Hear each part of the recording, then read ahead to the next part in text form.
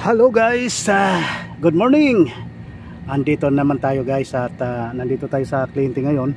Nandito na kagad ako sa rooftop dahil nagtitrip kagad yung unit nagtitrip yung breaker. So umakyat na ako kagad sa taas. So nakita ko ito yan.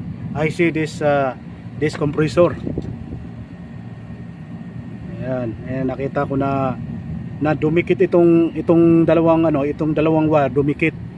Ayan dumikit. Ano nangyari? Nagtitrip yung breaker, short siya. So titingnan natin to guys. Papalitan natin ang terminal, tapos unahin natin uli. Okay guys, where is terminal? Ayan, okay, we will change this one. Okay, ito ang tatak nito, ito yung tatak na ito, LG.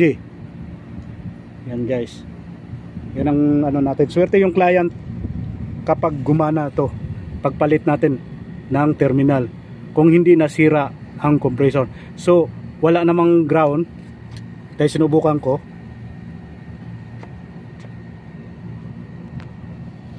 So pakita ko sa inyo, so wala naman siyang ground guys, no have a grounded the compressor. So see wala wala. So mayroon siyang resistance, mayroon siyang resistance. Yan walang problema. Nakikita natin, ayos naman. Ngayon papalitan na natin ng guys, papalitan natin ng terminal. Mayroon tayong terminal, ay yan ay kakabit natin. Okay guys,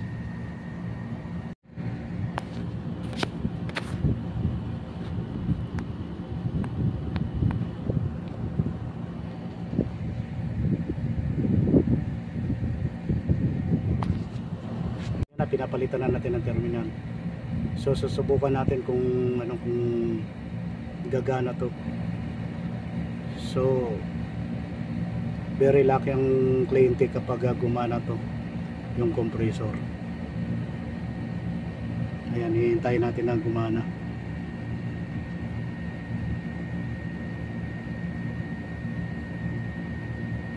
Ayan, gumagana. Swerte yung kliyente. Very lucky the client. Not defective compressor. Ayan. So amperahin natin only 10 ampere. So it's cold. Donate. Cold. Donate. Okay. We will close there up, down. Finish. We back up now. It's okay now. It's running. Yes. Ayan, gumana na Sisirado na natin to guys. Okay na. Let's go. Let's go guys. Tapos na rin ang natin, gumana na. So hanggang dito na lang. At don't forget to subscribe my YouTube channel, Lonedown TV, at pindutin ang notification bell para updated kayo sa susunod kong bagong mga videos. Okay guys, bye bye, and God first. Okay guys, bye bye.